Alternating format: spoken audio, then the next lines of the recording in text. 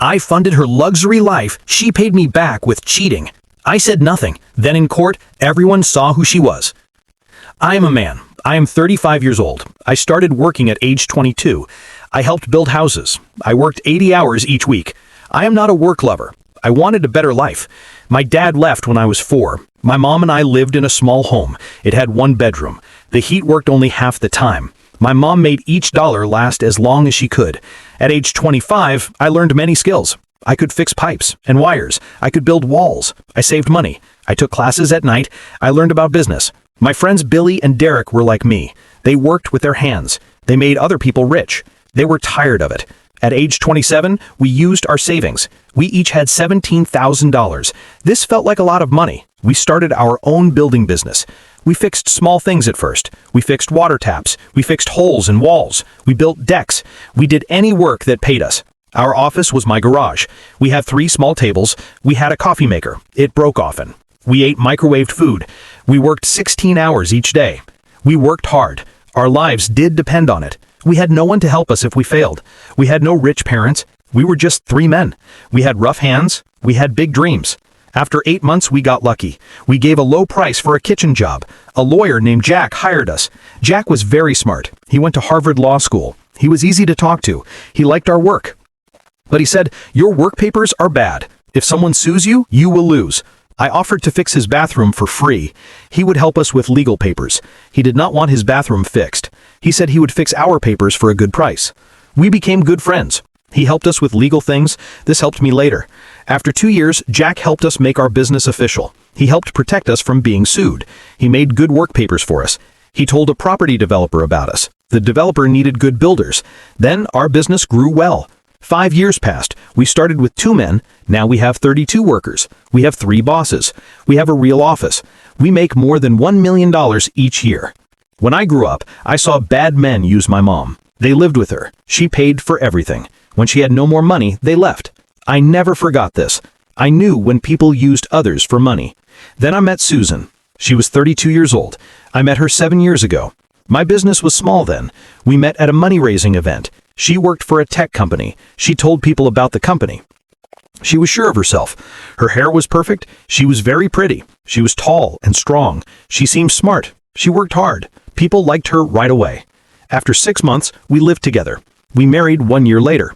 We had a small wedding. 60 people came. The first years were good. We both worked hard. We built a life together. We bought a house. The house was in my name. I bought it before we married. I was glad. I made my business bigger. She did better at her job. We went on trips. We had fun with friends. It seemed like we had something real. Then my business got very big. Things changed. I know when things changed. It was 3 years ago. We got a $12 million job. This made our business much bigger. I made 3 times more money each year. At first, small things changed. Susan took long lunches with work friends. Then she said her boss was bad. She said her work friends were jealous of her. She came home with work stories. She said she was good at her job. She said others were bad at work. She said, "They are afraid of me." She rolled her eyes. She said, "Not all men can work with a woman." Soon, she came home late. She said she had to go to drinks with work people. She said it was for meeting new people. I didn't know what that meant. I would text her. She would text back hours later. She said, "Sorry, I didn't see this. I am still with people from work." The truth was, she did not care about her job. She cared about the nice things my money could buy. Then she said she did not like her job anymore. We were eating dinner. I said she could get a better job at her work. She rolled her eyes. She said, "You don't understand. I want to do important work." I said I would help her. I told her to take time to think. I said she could look for new work, but she should keep her old job for now. She said no. She said, "I can't think about my future if I am in a bad job now." She made it sound smart to quit with no plan. This was a big mistake. For 2 months, she looked for herself. This meant she shopped and went to spas. Then she told me her plan. She wanted to be a clothes helper. She always dressed nice. Her rich friends asked her for clothes advice. This seemed okay. I gave money for her new job. I paid $7,500 for a class. The class said she was a clothes helper. I paid for a website for her. I paid $15,000 for other things. I paid for clothes to show people. I paid for cards with her name. I paid for pictures of her. She was excited. I was happy to see her excited about something. After 6 months, she was not excited. Her clients wanted a lot. Starting a business was hard. She took more days off. She said she was too stressed. I said she should work regular days. I said she should make a plan to get more clients. She said, "You don't understand. This is not building. Creative work does not need a schedule." I worked very hard. I made my building business bigger. I had problems with clients. I had more workers to manage. I came home tired. She was on the couch. She looked at Instagram. She had many bags from expensive stores. I asked about a $4,700 charge from a fancy store. She rolled her eyes. She said, "It's for my business. I am building my name. You don't know about marketing." Our sex life was good at first. Now it was gone. We had sex 4 or 5 times each week. Now we had sex once every 2 weeks. She only wanted it when she felt like it. She acted like she did me a favor. I asked about it. She said, "Is that all you think about? You are pushing me to have sex now." Then she would leave. She would take a bath for 2 hours. I saw a pattern. She made me feel bad when I asked questions, but I did not see it then. Then Susan met Hannah. Hannah was 37 years old. She was divorced 2 times. She became Susan's best friend. I knew Hannah's type right away. She wore expensive clothes. She looked at herself a lot. Her laugh sounded fake. She acted like she was better than others. Hannah was good at living off divorce money. Her Instagram showed a fancy life, but you could not see how she paid for it. She told Susan things. She said, "Know your worth. Men should pay for you." Hannah was an expert at using men for money. She was an expert at getting divorce money. She was Susan's new teacher for life. Susan spent more time with Hannah. They went to Vegas for weekends. They went to Napa to drink wine. They went shopping. I paid for everything. She came home with stories. She said men wanted them at clubs. She said men gave them free drinks. The cost was not just money. Susan started to think like Hannah. She said things like, "Men must pay for their wives. It's the least they can do." She said, "Hannah says a real man never asks his wife about her spending." I noticed strange things. Susan would hide her phone when she texted. Her Instagram had many pictures of her at the gym. She did not try to hide it. Then she talked about a new client. His name was Jordan. He was a gym coach. He had many people following him on Instagram. He needed help with his clothes for his gym business. He had 50,000 followers. Most were women. She spent more time with him. Their work meetings went late. She came home smelling like men's perfume. I am not dumb, but I don't say someone did bad things without proof. I was busy with work, so I watched and waited. My business partner Billy saw changes too. He asked, "Are you okay? You seem distracted." I made a mistake with work plans. I said I was fine. He did not believe me. He said, "My cousin had something like this happen. Protect yourself. Keep records of everything." Billy's cousin lost half his business to his ex-wife. She gave nothing but bad attitude. She felt she deserved everything. That night, I started writing notes about everything. I wrote dates, times, patterns, and money spent. I did not want to be that kind of husband, but my gut told me something bad would happen. I was right. The last 3 months were bad. Susan made me think I was crazy. She did not respect me. Susan was there in body, but her mind was gone. She was always on her phone. She ignored me. She made plans without telling me. We did not have sex for 2 months. She always had an excuse. She was too tired or too stressed. One night, I tried to have sex. She laughed. She said, "No, not happening. I have a work meeting early." Then she stayed up until 2 a.m. watching Netflix. She said mean things about my clothes. She said, "Maybe I should help you pick clothes. Those jeans are not good." She rolled her eyes when I talked about work. She questioned my business choices. She spent thousands on her business. One day I was looking at work papers. She said, "If you were smarter, you would pay people to do that for you. Jordan says successful people get others to do work for them." Jordan. Yes, that guy. 2 things happened that showed me trouble was coming. The first thing was about a month ago. I came home early from work. We finished our building job early so I could go home early. This was at 2 p.m. on a Thursday. Susan did not know I would come home early. She was not expecting me. I went into the house quietly. Susan and Hannah were in the kitchen. They were drinking water with bubbles. They were talking seriously. I heard Hannah tell her exactly this. You need a plan to leave first. Make sure your money is ready before you do anything big. My second husband tried to hide his money when we divorced. My good lawyer found everything he hid. These men think they are smart. They think no one can touch them. They saw me. They stopped talking. Susan smiled a fake smile. She said, "Riley, you're home early." I asked about this exit plan. Hannah said they were helping a friend leave a bad marriage. I nodded. I did not believe them. I did not fight with them. I decided to wait and make a plan. That night, I called Jack. I told him what I heard. He answered right away. He said, "She plans to leave you. She will take as much as she can. We need to be ready, but we must do everything right and legal." The next morning, I met Jack at his office. No one could hear us. He made a plan. Rule 1, everything must be legal and right. Rule 2, write down how she is leaving the marriage. Not just her body leaving, write down how she is leaving in her heart. Write down how she is leaving with money. Rule 3, protect the things I owned before marriage with good papers. For 3 weeks, I did what Jack said. I acted normal with Susan. We wrote down how much my business was worth. We had good records. The record showed my money before marriage made it grow. I worked 60 hours each week. Jack had our money person make a full report. The report showed how the business grew. It went back to before I was married. I put cameras in some rooms. Jack said this was legal. I saved all camera videos in a safe online place. I made a list on the computer. The list showed how she was leaving the marriage. It showed events she missed. It showed nights she was away. It showed times she said no to sex. It showed signs she was done with our marriage. Jack told me not to change money things until I filed for divorce. He said, "Don't cut her money off before you file. The court will not like that. Wait until you file the right way." I recorded talks we had in shared rooms. I was there. This was legal. I kept all money records. I kept records of her too much spending. I found she spent over $7,000 on gifts for Jordan in 3 months. She called weekend trips business trips. I made a list of all valuable things in our house. I had receipts. I wrote down what I bought before marriage and after marriage. Then, the second thing happened. Susan's phone made a sound. It was on the counter.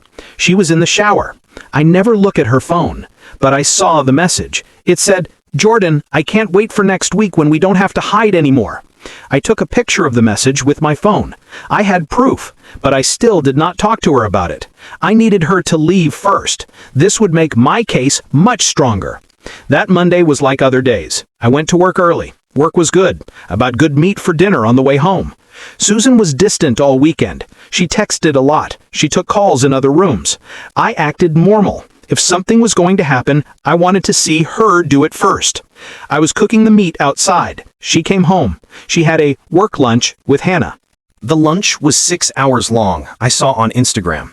They drank champagne at a fancy bar on a roof. She looked at her phone. She barely looked at me. Then she said something big. She said, "I'm moving out tonight. I need space." She said it like she was ordering coffee. I stopped cooking the meat. I looked at her. I felt calm. I was not shocked. I felt relieved. I asked where she would go. She sighed like I was bothering her. She said, "Jordan is helping me find a place to stay. The gym coach I've been helping with clothes. He has an extra room." The client she had sex with for months. I was sure the extra room was his bed. I said, "If that's what you want." I turned back to the meat. It was burning. She looked surprised. I was so calm. She thought I would beg or cry. That did not happen. She did not know I was done in my mind for months. I watched her break our marriage. She said, "I'm serious, Riley. Don't call me. I need to figure things out myself." I said, "Fine. Your choice." She got her suitcase. She took the keys to the Range Rover. My business paid for the car. It cost $1,100 each month. She walked out. Just like that. 7 years ended. I saved the food I could. I ate alone at our table. I thought for a moment. Then I started the plan Jack and I made. First, I texted Jack. "She just left. It's time." He answered right away. She took the bait. Perfect. Write down everything now while it's fresh. I made a video. I said exactly what happened. I said she told me she was moving to Jordan's place. I said she told me not to call me. I saved all camera videos. The videos showed her packing and leaving by choice. I called our building manager. I asked him to check when she left. Her code to get in the building was recorded. More proof she left by choice. I was proving she left me right as it happened. Jack came to my house early the next morning. He had the divorce papers ready. We looked at everything one more time. We added details about her leaving. We filed the papers that morning. After filing, we did the money part of the plan.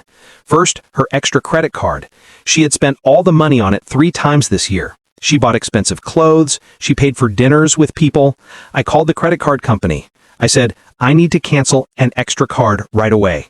It took 5 minutes. Done. Her Visa Black Card. Same thing. Click. Gone. The automatic $4,000 I sent to her bank each month from my business. This money paid for her self-care. Her clothes business did not make enough money for her coffee. Click. Canceled. She had no money faster than she could say Gucci sale. Our phones were in my name. Her, me, and her mother. I added her mother 2 years ago. Susan begged me to. I kept their phones working, but I turned off international calls and good data. Susan liked to post online from first class. She took trips to Paris and Milan. She called these inspiration trips. They were really shopping trips with Hannah. That was over.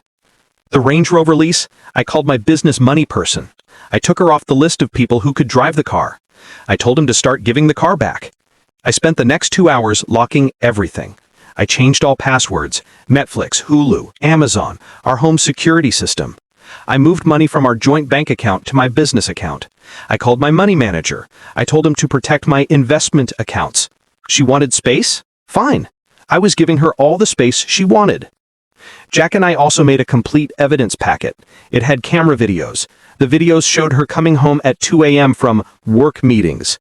It had proof of how she left the marriage. It had money records. The record showed she spent our money badly. Everything was organized. We made copies, we kept them on paper and on computers. Jack asked when to give her the divorce papers. I said to wait. Wait until she knew her card stopped working. Wait until she came asking for money. I knew she would. That afternoon, I had a meeting with my team at work. I did not tell them personal things. I just said I was getting a divorce. I said I might need some help in the next weeks. My business partners, Billy and Derek, offered to help right away. Billy said, whatever you need, man, we will cover everything. Derek was always practical. He said, bro, just make sure the business is safe. Our families need this business. I told them everything was safe. That night, I slept better than I had in months. It was like taking off a heavy weight I didn't know was there. 3 days of great quiet came next. I met with our business lawyer. I updated my will. I changed the locks on the doors. I put Susan's things in boxes. I cleaned the bathroom. I took out her things. She had more than 100 bottles and jars of expensive face creams. I watched those Christopher Nolan movies. She never wanted to watch them with me. The movie Inception made more sense than Susan's loyalty. In those days, I focused on myself. I went to the gym every morning before work. I made my food instead of buying food. I called my mom. It was the first time in weeks. Susan was not there to make the talk about herself. My project manager, Mia, saw the change right away. She said, boss, whatever you're doing, keep doing it. You look so good. Then Thursday night came. I was finishing a call with a client. We talked about their kitchen fix. Someone knocked hard on my door. It was 9:30 p.m. The camera showed Susan was outside. Her hair was in a messy ponytail. The Range Rover was not there. What goes around comes around. It happened faster than Amazon delivery. I opened the door. I stayed in the doorway. I did not let her in. The person who gives legal papers was waiting. Jack had him ready. He was in a car down the street. He waited for my text. Susan said, my card didn't work. She did not say hello. She said, the Amex card. I was at dinner with Jordan and possible clients. It was so embarrassing. I calmly told her I canceled it. I canceled the Visa card too. I canceled the monthly money. She looked at me like I was crazy. Her voice got louder. She said, why would you do that? You can't cut me off. That's my money too. I simply explained that she moved out. She told me not to call her. She was not part of my house anymore, so she could not use house money. She started to cry fake tears. She said, you can't cut me off. We're married. Half of everything is mine. My lawyer will destroy you. I sent a quick text to the legal paper person. She's here. Come now. When I said I filed for divorce, her face changed. She was angry. Then she was shocked. She said, you what? You can't do that. I just needed a break. I was trying to figure things out. She tried to take back what she said. She said she just needed space. She said she did not have sex with Jordan. I stopped her. I took out my phone. I played a recorded talk from our kitchen. In the talk, she said she was moving to Jordan's. She said not to call her. Then I showed her proof of how she left the marriage. I showed a timeline of how she left over months. I calmly said, everything is recorded legally and ethically. Before she could talk, the legal paper person came. He gave her the divorce papers. She finally saw this was not going her way. Hannah's plan was not working. She was not in charge. She said, "You'll regret this." Her tears were gone. She said, "I'll take half of everything. I made you. Without me meeting clients for you, you'd still be in your garage. I deserve what's mine." I watched her on my camera. She lost control on my porch. She kicked a plant holder. She hurt her foot. She opened the divorce papers. She looked at them fast. An Uber car came. She walked to it with a limp. She was still cursing. If they gave awards for best tantrums when your money card stops working, she would win. I poured myself a drink. I texted Jack. Papers given, tantrum complete. He answered, "Perfect. Now we wait for her to fight back." He was right. The next week was crazy. First, she called my office. My project manager, Mia, took 6 calls from Susan on Monday. Susan wanted to talk to me about money. Later, she said there was a family emergency. Mia said, "Boss, your wife keeps calling." She said her mother is in the hospital. I offered to take a message. She hung up. I thanked Mia. I told her to block Susan's number at work. I said she's not my wife anymore. Her mother is fine. Then our friends started texting me. They said things like, "Susan is having a hard time. It was cold to file for divorce so fast." I gave them all the same answer. I said Susan left our marriage to live with another man. Most of them stopped texting me. Our friends split right away. The real friends, like my buddy Ryan, stayed with me. Ryan knew me since high school. At lunch, he said, "Dude, I always felt weird about her. She was too perfect. Like she was playing a part." Other friends took Susan's side. Some were couples we went on trips with. One guy, Trevor, tried to teach me about fixing marriage. This was funny. I knew he cheated on his girlfriend twice. Then Susan started a campaign online. She changed her Instagram to say she was healing from trauma. She posted quotes about money abuse and controlling men. Very subtle. Nothing says "I'm healing" like talking bad about your ex online while living with your gym coach. She even started a GoFundMe page. She called it "Escaping Financial Abuse." She wanted $50,000. People gave her $237. Then Jack made her take it down. He sent a letter. The letter had proof she left by choice. It showed how she spent money. Then the big boss came. Hannah called. Hannah was Susan's best friend and divorce teacher. She called on Tuesday night. Her number was hidden. She yelled, "What are you doing? You filed for divorce without talking to Susan? You cut off her money? She built that business with you. People don't like men who don't take care of their wives. No one in this town will work with you again." I told her the truth. Susan left by choice. She told me not to call her. And no, she did not build the business with me. She helped rich women pick clothes. I built a construction business. Our talk got worse. Hannah said she would use her good divorce lawyer, Bradley. When I said I had a lawyer too, and Susan had sex with Jordan, she stopped talking. Interesting. Hannah did not know about Jordan. Hannah said quickly, "Jordan is just helping her through a hard time. He's a gentleman, more than I can say about you." Then she asked for Susan's things. I told her everything was in boxes. Susan could come get them. I said a witness would be there. We would have a list of what she took. Hannah said Susan tried to come yesterday. Hannah said, "But you changed the locks. She needs her things. She had to borrow Jordan's shirt for her client meeting yesterday." Gotcha. The cameras caught Susan trying her key in the doors. I told Hannah that breaking into my house was trespassing. I had it on video. The entitlement was unreal. They thought Susan could leave our marriage but keep all the money things. I have seen this ruin many friends. They want to have their cake and eat it too.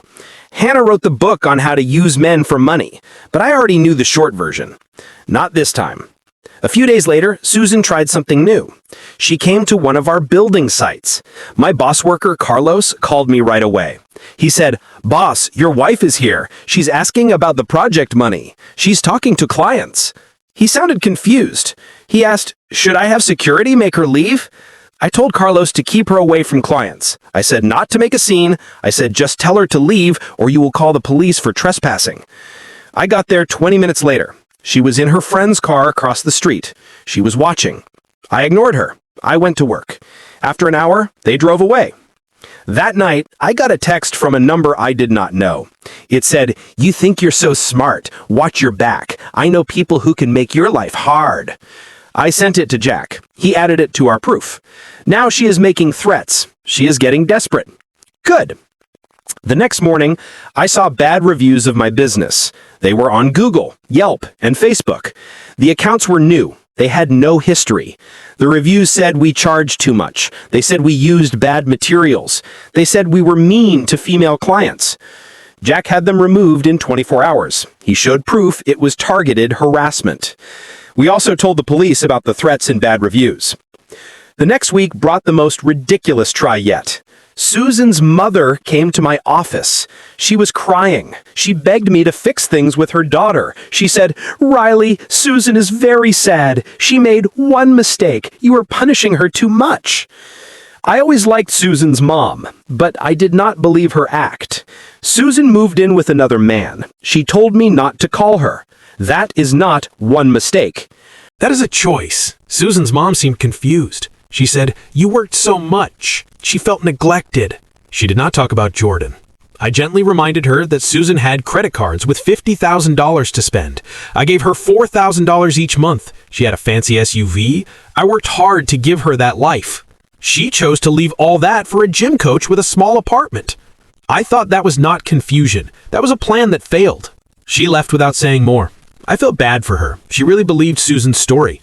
But I would not let anyone manipulate me, not even a crying mother-in-law. The next few months were like a legal movie.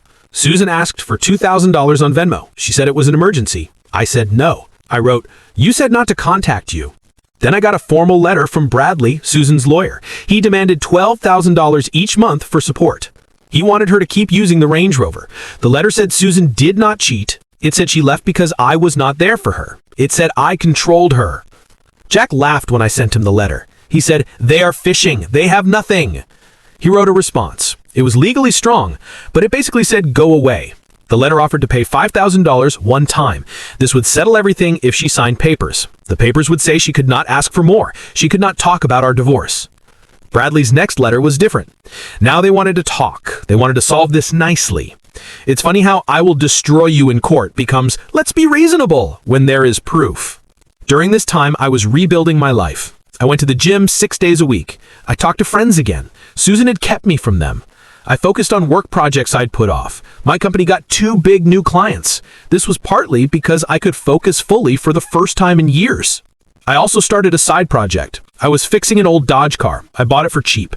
I always wanted to do this. Susan had said it was a waste of time and garage space. Now my time was mine again. My business partner saw the change.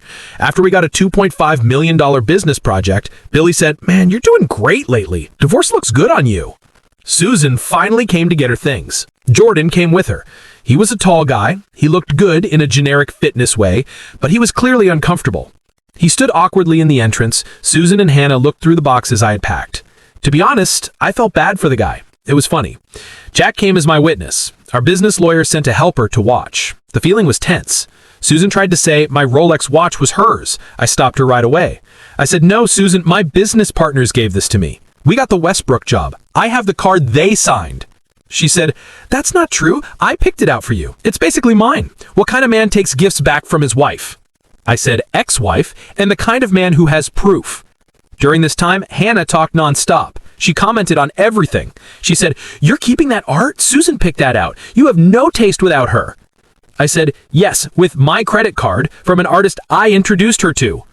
The best part was watching them try to put suitcases, boxes, and garbage bags into Jordan's Tesla car. There was not enough space. Jordan was stressed. Susan was angry. Hannah tried to help. She made everything worse. It was like watching a clown car backwards. Instead of clowns coming out, it was the results of Susan's actions going in. I said the Range Rover would be useful today. They were struggling. Susan gave me an angry look.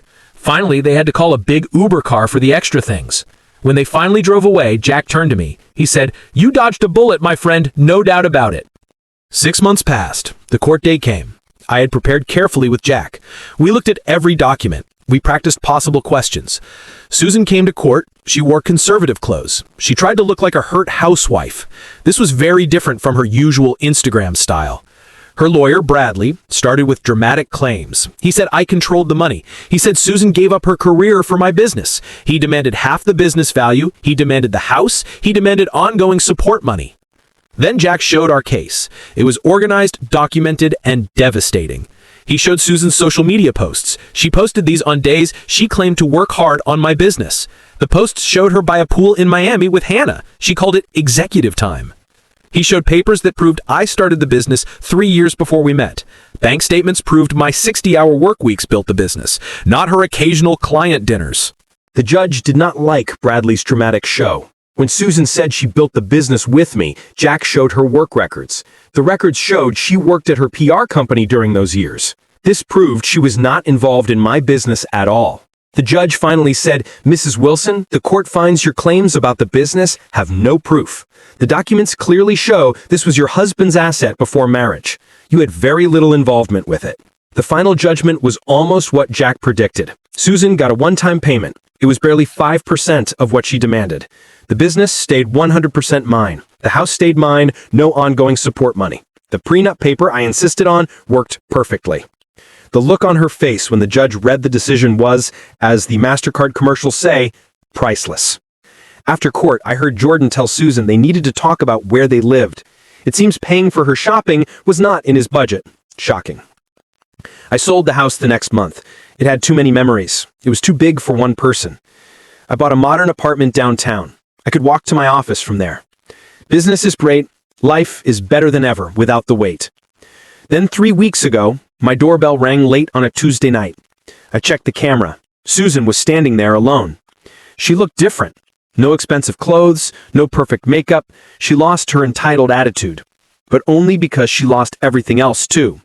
I opened the door. I stayed in the doorway. I said, "What do you want, Susan?" She said quietly, "I need help. Jordan and I broke up. He was just using me. I'm staying with a friend. She wants me to leave next week. I can't pay for a place to live alone." The settlement money was gone. She spent it all in 6 months. She spent it on investments Hannah told her to make. She spent it on shopping. She spent it trying to keep her nice life. She continued, "Hannah won't call me back. My parents won't help me. I have nowhere to go." Then she made her offer. She said, "I made a mistake, Riley. I see that now. We could try again. I know what I lost." I almost laughed. I simply said, "No, that's not happening." Then she said, "Can you at least lend me some money? Just until I get back on my feet. I have a job interview at Nordstrom next week." I looked at her standing there. This was the woman who said I would regret divorcing her. She tried to take half my business. She cheated and lied. Now she was asking for money. I said, "Susan, you wanted space and independence. You have it. Good luck with your interview." As I closed the door, I heard her say, "You're really gonna leave me with nothing?" After 7 years, I opened the door a little. I said, "No, Susan, you left yourself with nothing. I'm just doing what you wanted." Then I closed the door for good. Sometimes I think about the years I spent with her. She threw it all away so easily. I missed warming signs. I gave up things she did not. I learned lessons the hard way. But the best revenge is living well, setting limits, letting her face the results of her choices. She wanted out. I gave her exactly that. All of it. And watching reality hit her from far away. Damn. Priceless.